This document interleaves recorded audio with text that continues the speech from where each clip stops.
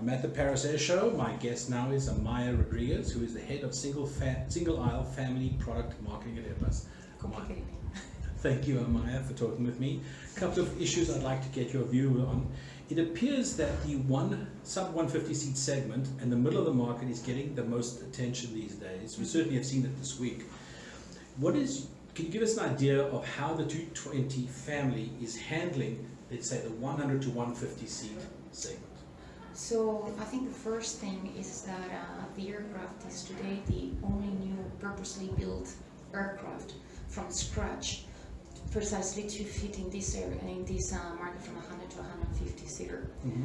At Airbus, we've always looked into this market. As you remember, the A320, what we call the CEO, the current engine option, used to have the A318 as well and the A319. Today on the NEO, we're offering the A319 Neo, A320 Neo, A321 Neo. So we've always had an offer in this market. Clearly, the all-new A220 brings incredible economies with it, as it features all flat wire, but also 50% of advanced materials on it and the new power plant, and therefore we thought it was the best addition to the family next to the A320. And of course, you've got both the A220-100 and the A220-300, which are serving exactly that market from 100 to 150 seats. So it was good, of course, we saw the 220-100 get another order this week. Yeah. So let's talk about that airplane for a moment. This is obviously, it's a mainline jet and its economics are better than a regional jet, right? And it's very obviously like we're at that magic 100 seat market.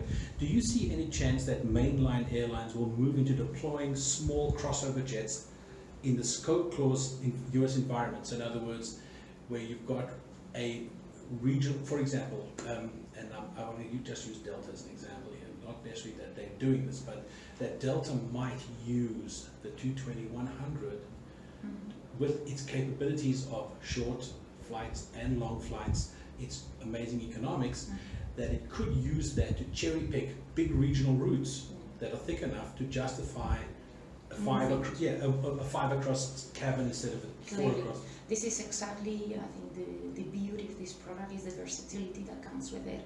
And we're already seeing plenty of airlines replacing both regional jets, but also mainline, or what we call larger single aisles on those markets.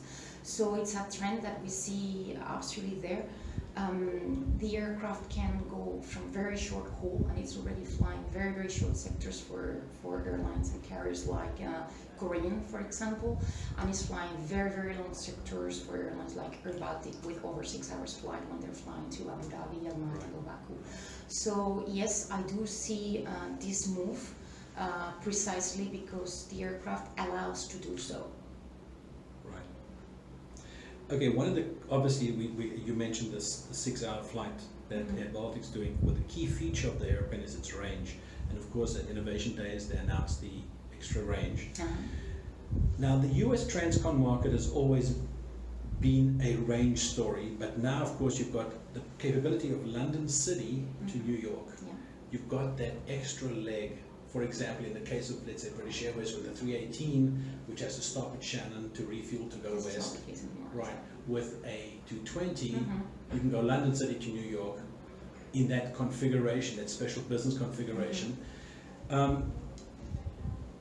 What do you think it looks like as a runner in that game?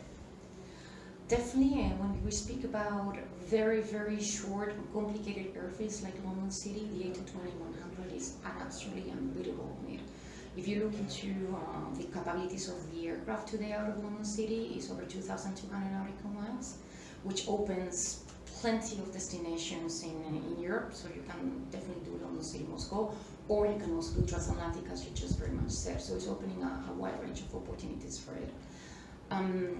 We've been very proud because we've been also since we've been introducing the aircraft on our fleet, we have not only improved the maximum takeoff weight, so by 2.3 tons, as you've seen it, taking it all the way to 3,400 nautical miles of range, but we've also been improving the performance by doing some, and therefore we've been winning all the way up to 5 tons at London City in port conditions. So we're very, very happy with the capability of the aircraft.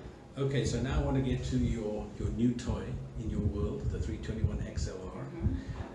That is clearly a game changer in the competition and puts Airbus squarely in the lead as a replacement for the 757 in terms of capacity and range. Do you foresee additional route dispersion between smaller cities for the transatlantic service that a 321 XLR could enable? Definitely. I mean, I believe those routes were not economically viable before. The demand was maybe not there. It was maybe a huge seasonality, and it was not there for a wide body, I mean a big wide body. And this is certainly with the economics of the A321neo, which are 30% better than what they replace in aircraft, the older generation aircraft. This is not going to be possible with this aircraft. So yes, we do see it already.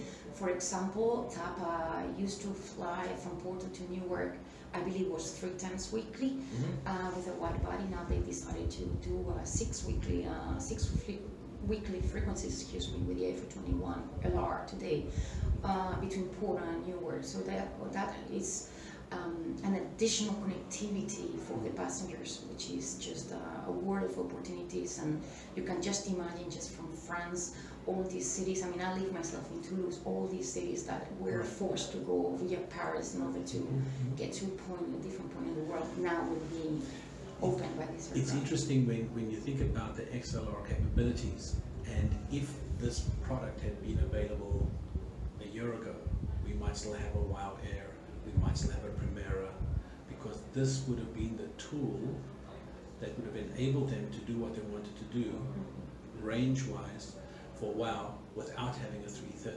They could have done it with a 321 XLR. It's too bad how times work, because it seems to me that the XLR is a tremendous tool for opening up new markets. It's definitely that, but I also see it as a perfect complement to the A330neo. We see it together, and I think Christian Scherer talked very, very well about it during the latest innovation days, is that those aircraft complement each other very, very well. You can play and fit with the right tool the demand that you're foreseeing at every cycle in order to maximize your profit. So whenever you're going for a low cycle, you can put your A321neo and deploy your A330 on the routes where you can actually fill it and make the maximum profit. So the unbeatable partnership here is between the A321neo and the A330neo. That's what Crawford says. Yeah, I know. It's my colleague, and we work together, and he's a brilliant guy. When I look at the 321 XLR, it's my last question. It's almost like, it's like a just right, because the long haul LCC market one can easily visualize Air Transat from Canada, for example, right? It's the ideal size 9 shoe for them, but we can also see Aer Lingus network carriers also using this. Do you have any sense of where the XLR will be more popular between those two? It's complicated to say, but I think you've got a very, very good point. The XLR on a high density configuration will reach all the way up 4,100 nautical miles. We've been saying to the market the 2 class configuration is 4,700 nautical miles, so 700 nautical miles more than the A321LR. So yes, you're right. When you're talking about high density cabins, you're now talking about a truly transatlantic aircraft on a high density, so it provides a huge amount of opportunities for airlines. Complicated to see.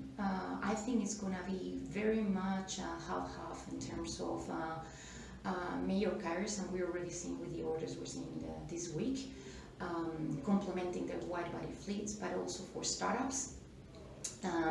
Some very interesting, maybe new business cases, like we saw is the case of La Compagnie today. I don't know if you saw it. Yes. They had an A321neo ACF here at the Le Bourget yesterday with a 76 full flight business class operating between Paris, Orly, and New York.